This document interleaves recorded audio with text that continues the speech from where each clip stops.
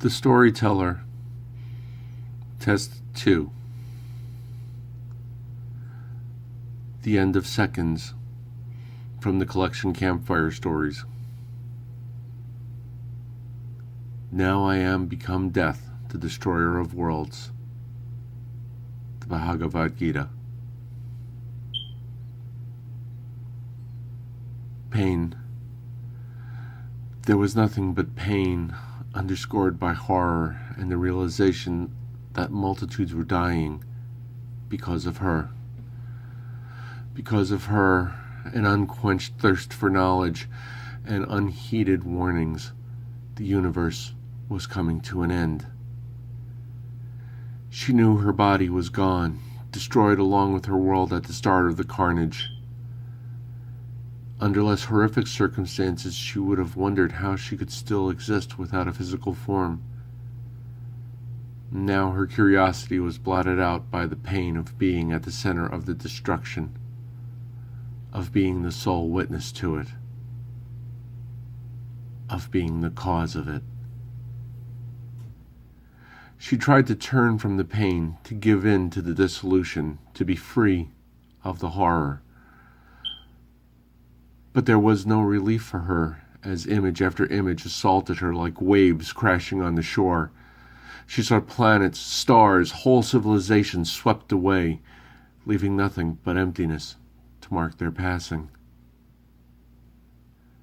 There was a moment when the pain faded, and rather than the hoped-for peace, she found regret. Regret for the lives that were lost, for the destruction. It was all so innocent, she thought. We were only seeking knowledge.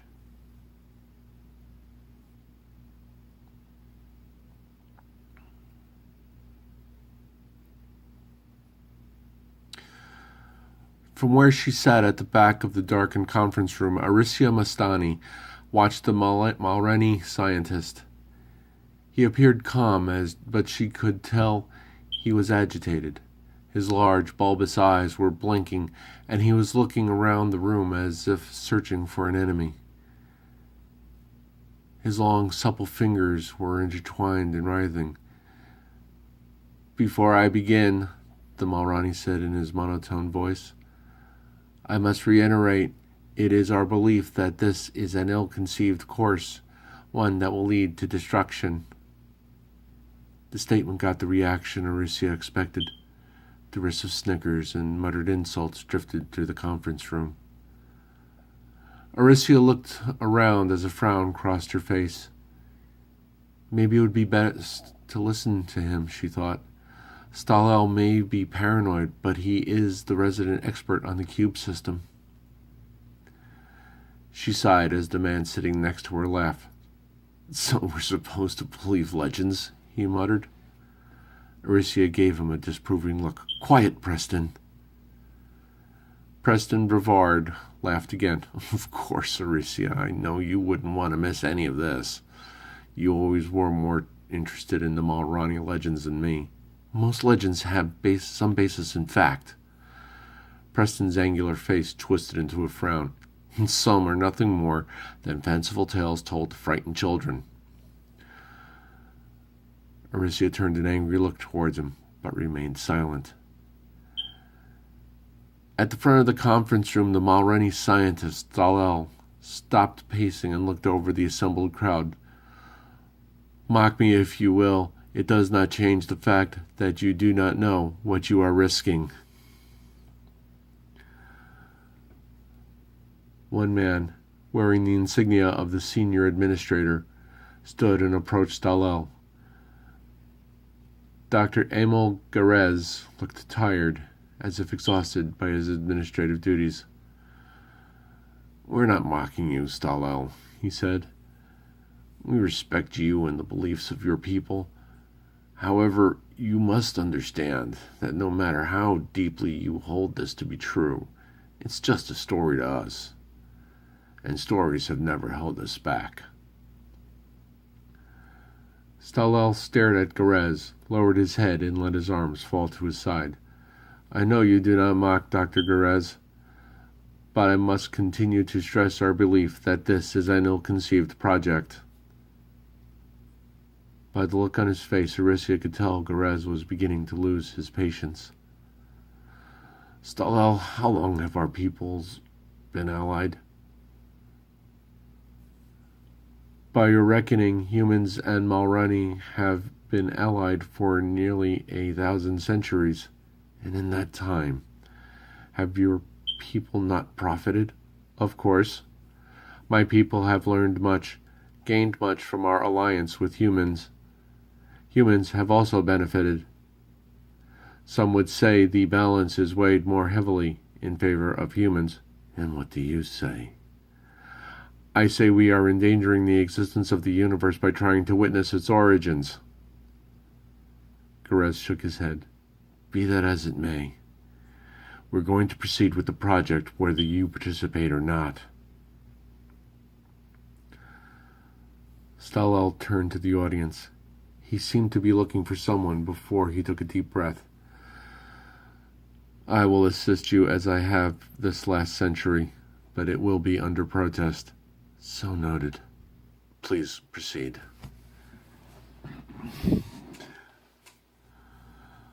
Stallel closed his eyes and gathered his thoughts. "I assume you all know the belief of which I speak?" Garez nodded. "The legends say that if anyone were to travel back in time and witness the birth of the universe, God will become angry and destroy all of existence. It always struck me as rather fatalistic."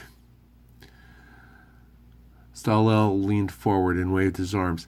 "It is not a legend. Ages ago, my ancestors attempted to witness the mysteries of creation. We peered back through the mists of time, nearing our destination. Great Refirga, the first of our gods, stopped us and decreed that no living being shall look upon the moment of creation. To do so would cause the end of all we know." "Very poetic," Garez said. "Ultimately, it remains just a story." "It is not a story. Why can you not understand that?"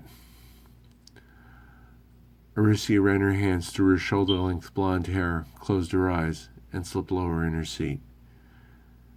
Maybe it would be best to just concede the point and move on. Continued arguing is counterproductive and will only serve to irritate Stallel. Push him too far and he'll leave the project. We could continue without him, but the Mulroney developed the cube system. Anything goes wrong, we'll need his expertise.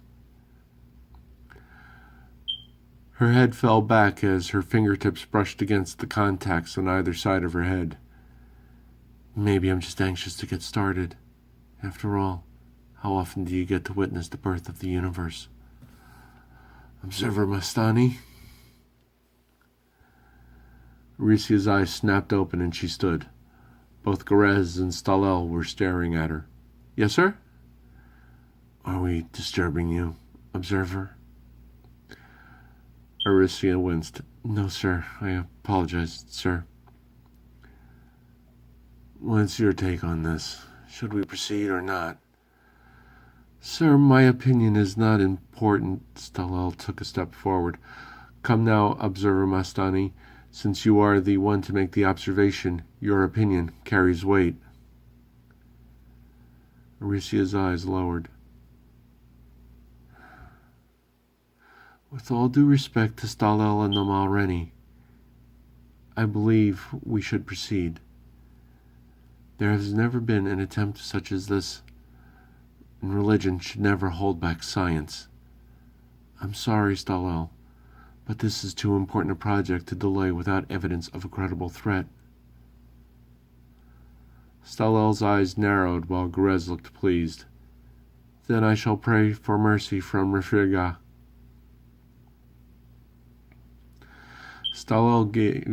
Garez gave Stallel one last glance, then turned to the assembled personnel.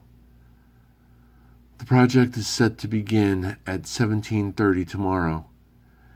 At that time, Aricia Observer Mastani will access the cube and begin to travel back in time. until she reaches the moment before T-0, the event that created the universe, what the ancients referred to as the Big Bang.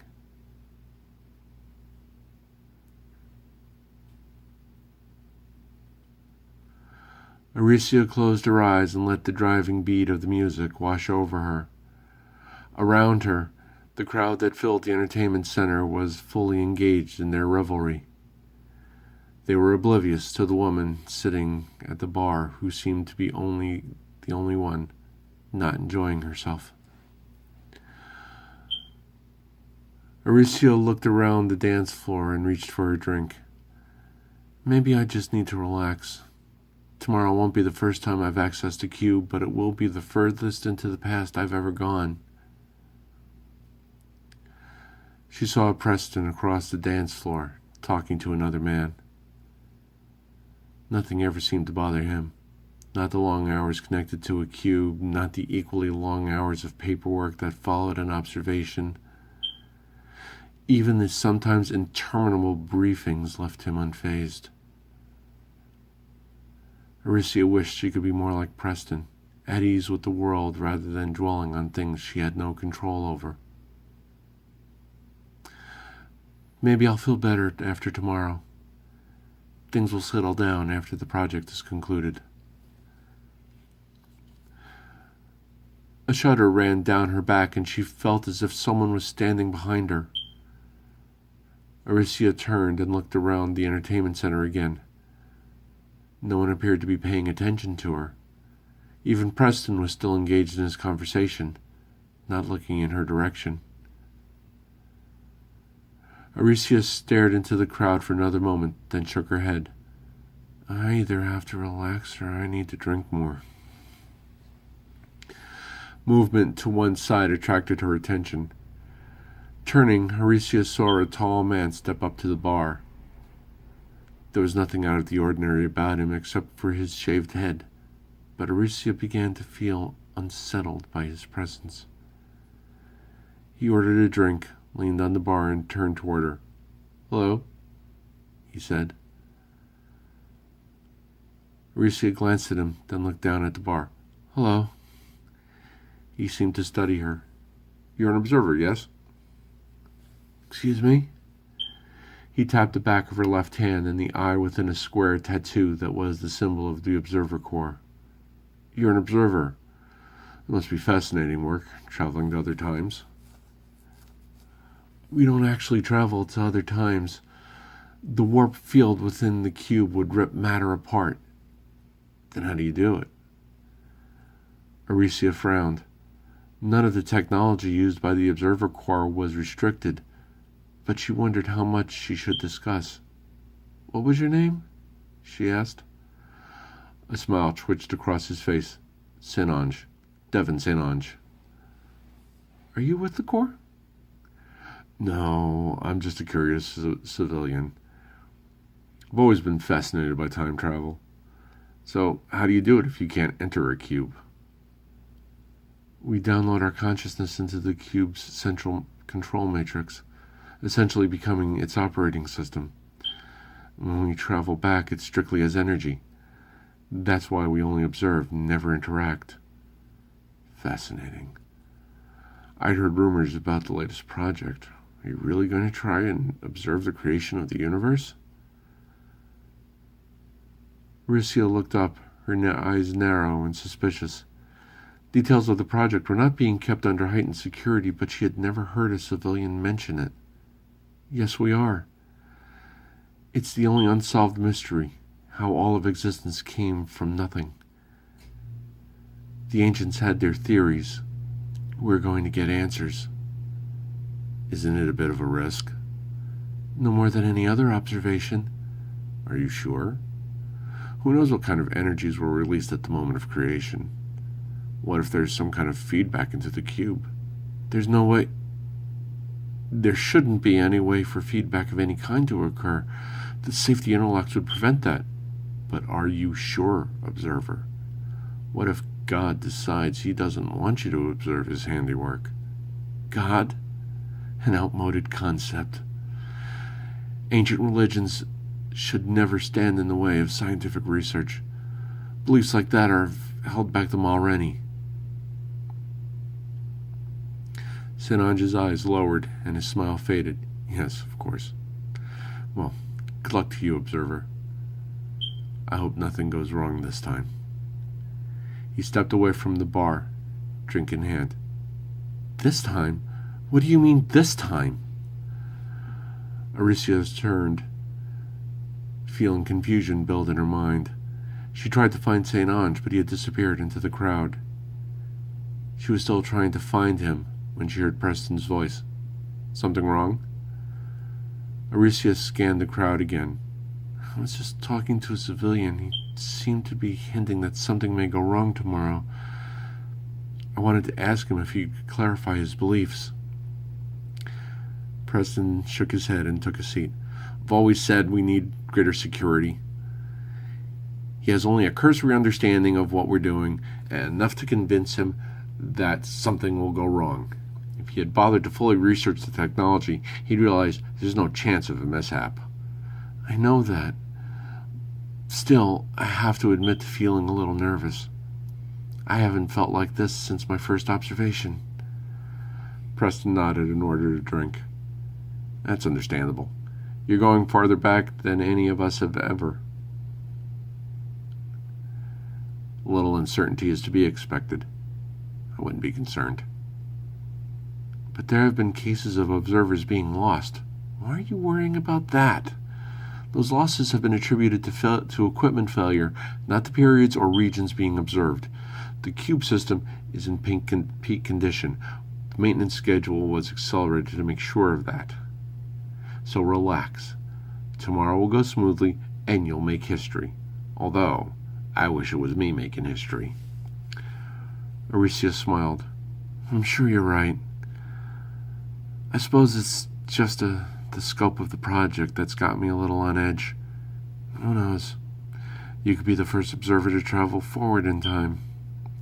As soon as the Mulroney figure out how to do that, I'll be the first to volunteer to witness the death of the universe. Agreed. Preston turned and looked over the dance floor. I was talking to Baron. He said the last time he was in a cube, it felt as if someone was watching him. He was aware of the monitors and the recorders? No, not that. He said it felt as if someone had tapped into the data stream. That's impossible for someone outside the core, which is why I think he's paranoid. Preston finished his drink and leaned close to Aricia. Do you want to stay here, or would you like to go someplace quiet and private? Aricia scanned the crowd again as Preston's arms slipped around her waist. She pushed St. Ange from her mind, turned to Preston, and smiled. Yes, let's go.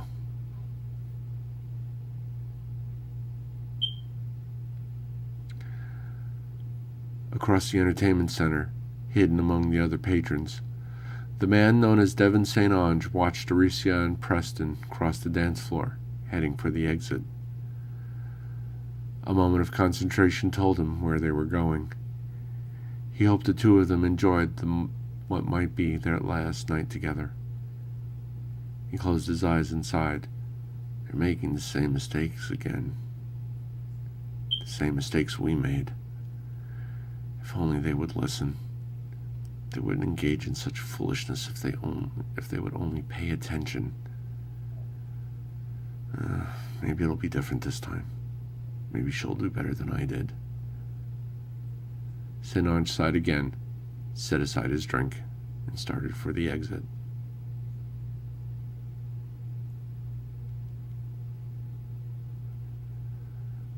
Another moment passed, and the pain again subsided. It was only an instant, almost too short to notice. She hoped the devastation would be over soon. She hoped that those who survived the cataclysm would be able to rebuild their lives. The moment passed, the pain returned, and she realized the destruction continued unabated. She could sense the confusion felt by the billions of beings trying to stem the tide. to halt the destruction before all of existence was lost. They tried to discover why it was happening, how it had started. If only they knew their lives were ending because of our quest for knowledge. The pain eased. The image faded. Then she heard the voice. That knowledge would not help them. Their destiny was sealed millennia ago. The blame does not lie with you. The blame is mine.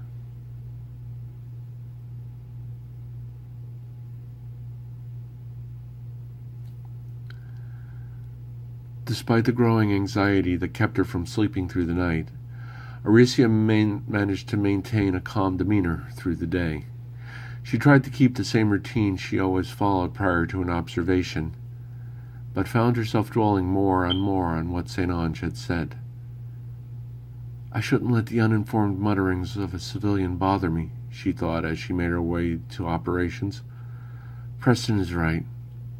If St. Ange knew anything about our operations, he'd know there's no way anything could go wrong. At the command station in the center of operations, Aricia found Storyteller and 2 aides sitting in silence, their heads bowed. She stopped a respectful distance away and waited for their prayer to end. After a few minutes, Storyteller's head came up. He took a deep breath and whispered, Refriga, be merciful. As the aides turned to their consoles, Storyteller turned to Aricia and stood. Observer Mastani? Aricia stepped closer. Storyteller, I want you to know I have the utmost respect for you and the beliefs of your people. However, Storyteller's voice was calm, and he seemed to have resigned himself to the inevitable. There is no need for explanation, Observer. Humans are well known for their insatiable curiosity and their willingness to take risks. According to the ancient aphorism, through great risk comes great reward. Yes, of course. While there have been a great many discoveries, the constant risk-taking has also led to a great many disasters, and yet we've prospered as a race. I wonder how much longer that will be true. For many more generations, I would hope. Is the system ready? Storyteller watched her, then turned to the console. All cube systems are at peak and ready for use. How do you feel? I must admit to feeling a little nervous. It's not every day one gets to make history. But there was something else. Aricia looked around and stepped closer to Storyteller. I was talking to a civilian last night. He seemed to know a bit about the project. Storyteller's head tilted to one side. Oh?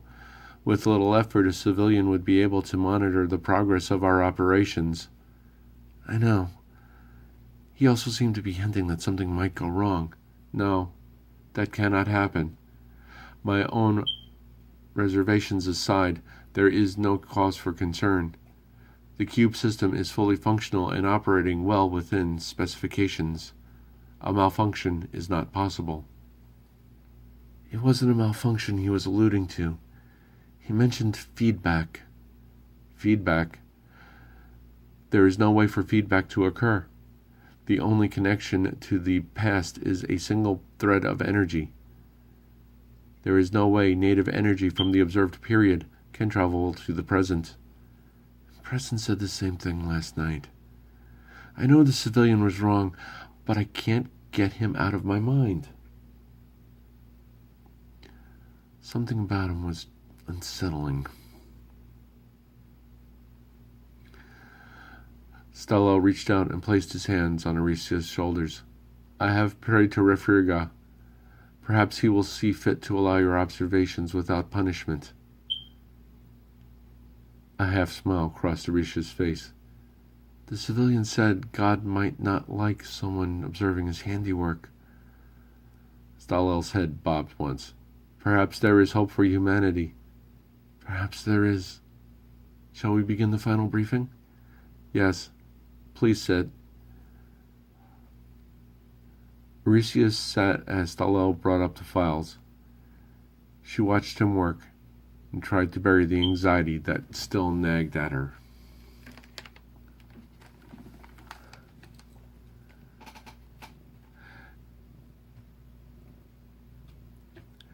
After the briefing, Aricia retreated to the small, bare room used by observers to prepare for an observation.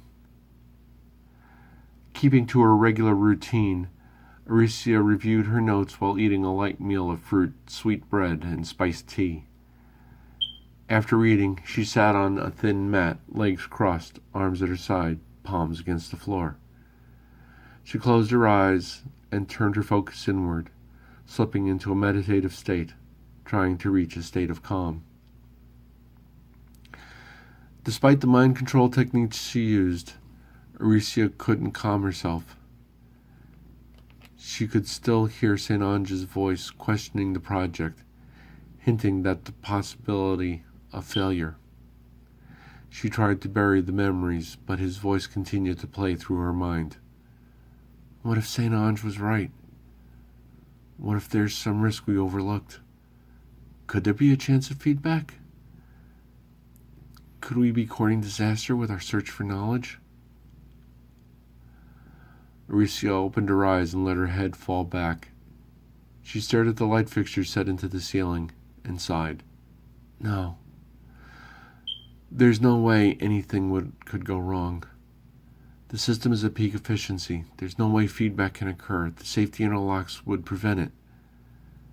Despite his philosophical reservations, Storyteller is still a scientist. He wants answers as much as the rest of us. Even if something should go wrong, he'd be able to effect recovery. Aricia glanced at the clock mounted over the door, noticing that it was nearly time for her to get ready. She took a deep breath, stood, and left the room. After changing from her uniform jumpsuit to the microcircuitry-laden observation suit, Aricia made her way to the heavily shielded cube chamber at the center of the complex.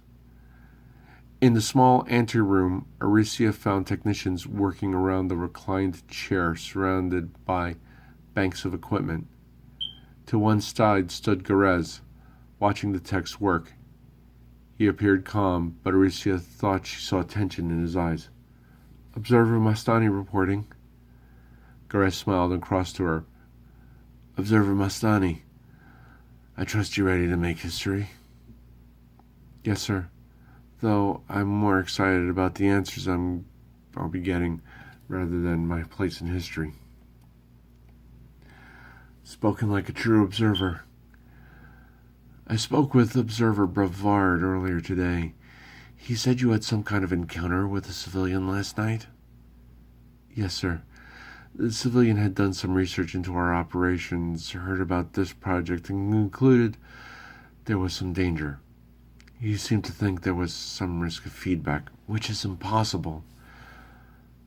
I tried to convince him of that. He left before I could question him further. Garez shook his head. I believe Observer Brevard is correct. We should increase our security on our operations. Did you get the civilian's name? Devin St. Ange. I'll have security conduct a search for him. I'd like to know what he based his beliefs on. You, however, have more important tasks at hand. Good luck to you, Observer Mastani. Thank you, sir. As Garez left the anteroom, an attention signal sounded. Access chamber. This is Operations Observer Controller Preston Brevard. Is Observer Mastani present? I'm here, Controller, she said as she sat in the reclined chair. The text began connecting leads to the circuitry built into the suit, preparing to download. How are you feeling? Another tech pulled her hair aside and connected the leads to the contacts on either side of her head. Still a little nervous. Yes, your suit telemetry confirms that. Just relax. You've done this before. I know. I'll be all right once I download. Preston was silent. Yeah, we're ready to begin. Technicians, what's your status? Making the final connections now, Controller. We'll be clear in approximately 2 minutes. All systems show ready. Confirm. Aricia closed her eyes as the connections to her head were checked again. Is everything clear? We're clear and ready to proceed. Good luck, Observer. Thank you. She kept her eyes closed as the technicians left the room. Controller, I'm ready for download. Confirm. Observer, beginning download now. Aricia felt tingling from the contacts on her head, followed by a sense of falling. After what seemed like minutes, the falling sensation faded, replaced by a sense of floating. Preston's voice seemed to come from all around her. Download complete. Generating avatar. The view before her changed, and it seemed to Aricia that she was standing in a cubicle room, its walls bare white. To one side of her field of vision was a row of indicators, telling her the status of the cube system, her own life signs, and the era she was observing. Though she couldn't see it, Aricia knew operations was seeing a holographic version of her body. Status is firm, she said. Ready to proceed. Confirm, Observer. Engaging cube systems. The walls, floor, and ceiling began to glow with soft white light. The light brightened, then faded to darkness. To Aricia, it seemed like she was floating in deep space. Stellar coordinates set, Storyteller said. Are you ready for the time stream insertion? My status is firm. I am ready for insertion. Warp generator shows ready to enable. Coming online now. Aricia watched the space in front of her twist into a wormhole. She stared into it, then checked the indicators. The wormhole is online. The warp field is stable. Confirm. Beginning insertion now.